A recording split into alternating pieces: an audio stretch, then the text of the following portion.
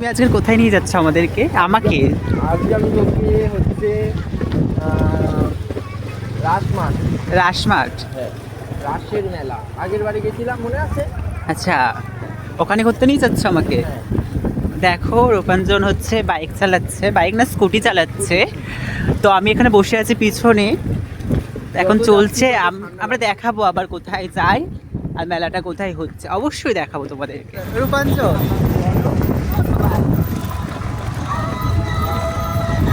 তো আমরা চলছি এখন।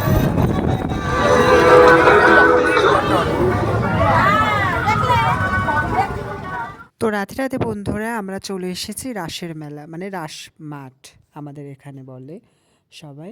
তো এখানে অনেক রকমের ভগবানের নীলার স্বরূপগুলো ধরে মানে ফুটিয়ে তুলেছে আর কি। তো দেখো, দর্শন করো সবাই। আর এই ভেতরে ঢুকে গেছিলাম, এখানেই সেই প্রাচীন বিগ্রহ যার জন্য মহারাস এখানে হয়, রাস হয়, রাসের মেলা। তো সবাই দেখো, ভগবানের অনেক অনেক নীলা এখানে প্রকাশ করেছেন। কৃষ্ণকালী, যেমন নিতাই গৌর, আরও অনেক কিছু ভগবান প্রকাশ করেছেন, অনেক ভগবানের অনেক নীলা। তো সবাই দর্শন করো। ভগবান যা যা নীলা করেছেন সেরকমই প্রকাশ করেছেন, এখানে ফুটিয়ে তোলার চেষ্টা করেছে। খুব সুন্দর বড় মেলাটা হয় এখানে। অবশ্যই যদি এখানে আশেপাশে কেউ ভিডিওটা দেখে থাকো, অবশ্য আমাকে কমেন্ট করবেন। আর দেখো কত অপূর্ব সুন্দর লাগছে, খুব সুন্দর সাজিয়েছে। এই বিগ্রহ, এই রাধা মাধবের জন্যই কিন্তু এই বড় রাসের মেলাটা শুরু হয়েছে। দেখো কত সুন্দর অপূর্ব বিগ্রহটা।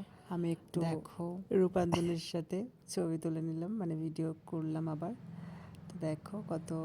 হাই গাইস, আমরা এখন জগদ্দল মেলায় এসেছি।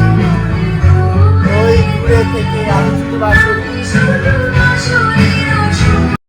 ও যেহেতু বলে দিয়েছিল জগদ্দল, জগদ্দলের মেলাটা হয়। অবশ্য যদি এখান থেকে কেউ ভিডিওটা দেখে থাকো তো অবশ্যই কমেন্ট করবে আমাকে।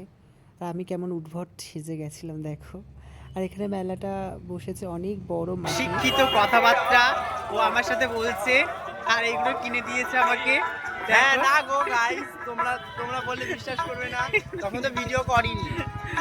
করি দেখো, তাল। সত্যি কিনে দিয়েছে। আবার আমরা ওখান থেকে ফিরে যাচ্ছি স্কুটিতে করে। রূপাঞ্জন স্কুটি চালাচ্ছে, আর ও খুব ভালো। আমার একবার এক কথাতেই চলে এসেছে। আর কেমন হেলে দুলে বাইক চালাচ্ছে দেখো, মানে স্কুটি চালাচ্ছে। আর ভিডিওটা লাইক কমেন্ট শেয়ার করে দিলে ভালো লাগলে অবশ্যই করে জয় রাধে, জয় রাধা গৌর।